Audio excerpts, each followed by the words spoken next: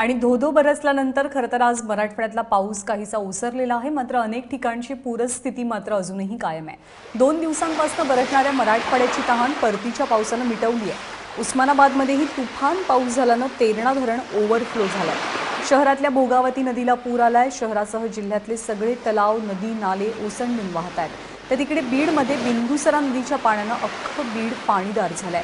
लोकांच्या घरात पाणी शिरल्यामुळे जनजीवनही विस्कळीत आहे। दरम्यान विविध भागात पुरात अडकून पडलेल्या 60 लोकांना वाचवण्यात बचाव दलाला यश मिळालंय।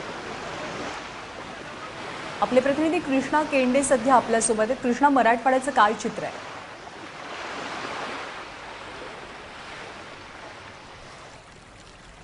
ज्ञानदा, मराठवाड्यातलं चित्र जर सांगायचं झालं तर आज कुठे 5 दिवसानंतर मराठवाड्यातल्या जनतेला सूर्याचं दर्शन झालंय। कारण गेल्या 5 दिवसांपासून कुठे ना कुठे मराठवाड्यामध्ये पाऊस जो आहे तो बरसत होता।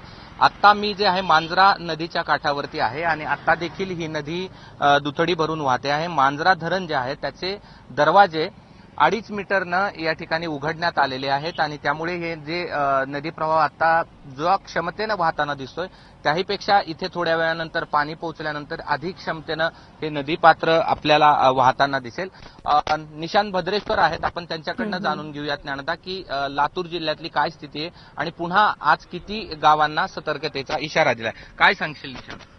मांजरा धरणापासून मांजरा नदी औरादच्या संगमापर्यंत म्हणजे कर्नाटकाचं बाउंड्री लाईन पर्यंत जवळपास 145 किलोमीटर अंतर ही जिल्ह्यातून पार करते आणि आता ज्या पद्धतीनं पाणी सोडण्यात येतं त्यामुळे या नदीच्या दोन्ही बाजूकडे जो काठ आहेत तिथपर्यंत पाणी पोहोचलेलं आहे। त्याच्या ज्या उपनद्या आहेत मागच्या 3 दिवसापासून ज्या पद्धतीनं पाऊस झालेला आहे त्याच्या उपनद्यामुळेही मांजरा नदीला येऊन मिळत आहेत।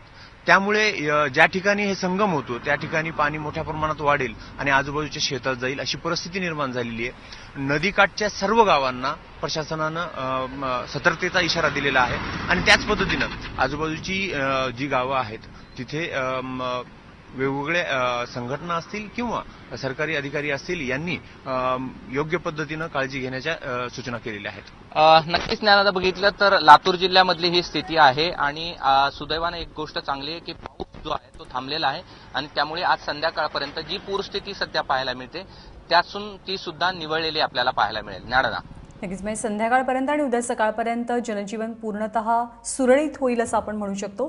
कृष्णा, धन्यवाद या सगळ्या सविस्तर माहितीबद्दल।